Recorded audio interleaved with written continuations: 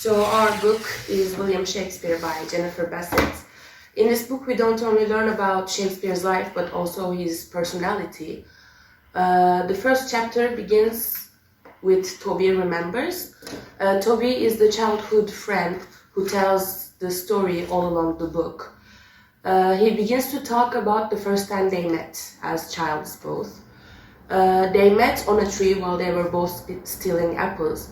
And even from the beginning, we can see that Shakespeare is a talkative and brave person, since he is the one who persuades Toby to stealing apples from a farmer. As the pages go on, we learn more about Shakespeare's life, hobbies, family, and everything about him. And even after William's wedding and the decision of moving to London, the two friends never get apart.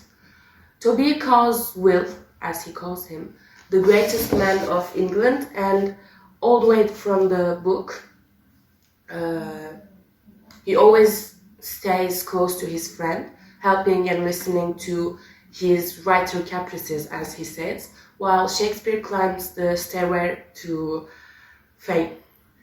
Eventually, as Shakespeare becomes the Queen Elizabeth's favorite writer and gets more rivals and other friends, all we learn about him comes from Toby. It is always him that tells the story. They manage to stick together through the plague years, while there can't be any theater played, and the crowning of new kings, which makes Shakespeare's play and poems more criticized over years, and eventually through life itself, till death do them. That's summary, and now I am going to talk about two characters. There are many characters in the book, as it explains every part of William Shakespeare's life from different points of view.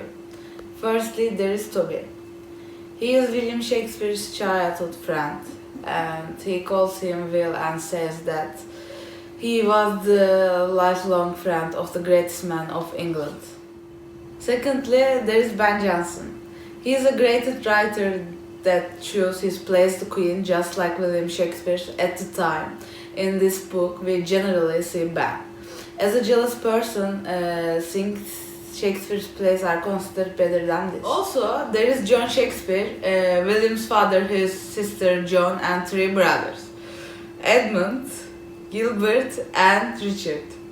Although his family members aren't mentioned a lot, we can see their names repeatedly in some parts. After that, there is Queen Elizabeth I and the Earl of Essex, her beloved one. They are very intellectual and care about every kind of art, which makes that period a good time for William Shakespeare writing. He then has a wife, Anne Hathaway, and twin children from her, Hamlet and Rudolph. Unfortunately, Hamlet dies. As for the secondary characters, there are many like Richard Burbage, Henry Jordan, Augustine Phillips, John Hall, and King James I. Those people are Shakespeare friends or actors and politicians that are helpful to William Shakespeare. But two of them are more important and mentioned in the book. John Hemmings, he is a great friend to Shakespeare and one of the Queen's men. The other one is Emilia Bassano. She is the woman that Shakespeare refers to as the Dark Lady. We don't really know what she means to him, but they seem to have a sensational relationship. So I'm going to talk about why we chose that book. I am personally attracted to theater books and all, and Eileen loves biography kind books. So it was satisfying for both of us, since we would learn about Shakespeare's life, also his professional and personal life. So we thought that it would be a good book and that we could do a great job with it. To be or not to be, that is the question. These sentences is mentioned in Hamlet, which is the play. William Shakespeare wrote after the death of his son Hamlet in book. It is Shakespeare's friend who reads the quote out loud, admiring a woman who knows life is precious.